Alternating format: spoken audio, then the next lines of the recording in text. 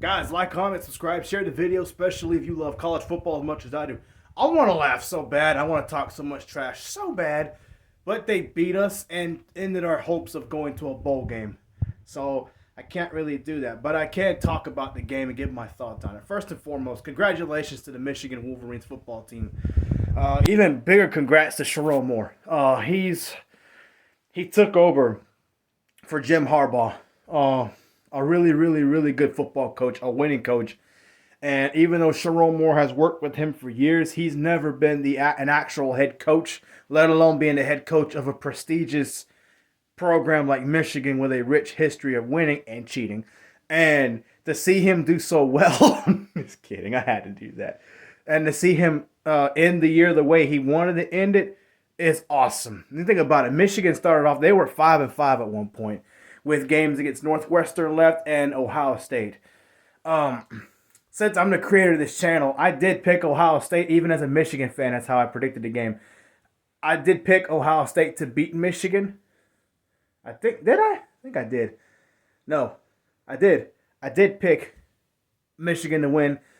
And it went exactly how I thought it would. Lines of scrimmage, ball control, running the football, force a few takeaways with the defense that Michigan has played with all year. And I'm not surprised. I felt like Michigan had a chance despite all the players sitting out in this bowl game because of how Michigan plays football in general. Meaning the backups play about the same way as the starters do. They're tough, physical.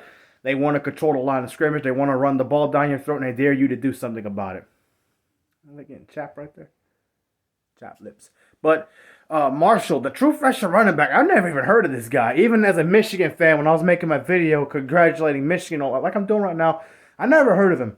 Really good football player, I guess. I looked up 247 Sports on Michigan's recruiting class from 2024. He was one of the running backs. A 100-yard game against an Alabama defense that's tough for anybody, including us. So, again, I'm not going to laugh on here. I'm going to be classy just because they beat us and took away our chance to even go to a bowl game. At least Alabama was good enough to go to a bowl, but I will say this. Was this a disastrous year for Kellen DeBoer?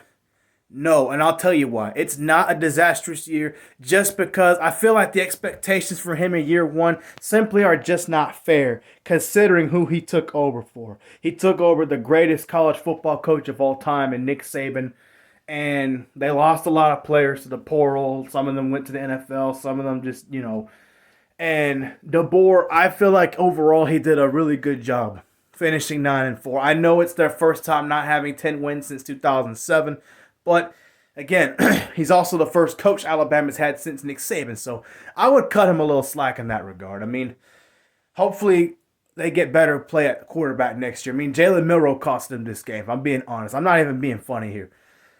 So, with that being said, I do think he should get a little grace, a lot of grace, because it's his first year. Next year, I wouldn't be shocked if Alabama made the playoff and even ended up in the national championship game. That's how much I think Kalen DeBoer will do. That's how much I think of Kalen DeBoer. I think he's a good coach. He was good enough to beat us. So, yeah. But I will say this. He does need to pick it up. He needs to have a really big year next year. So, we'll see what happens. Yeah, but, hey, congrats to Michigan, Alabama. Keep your heads up, man. I'm not going to troll you in this video.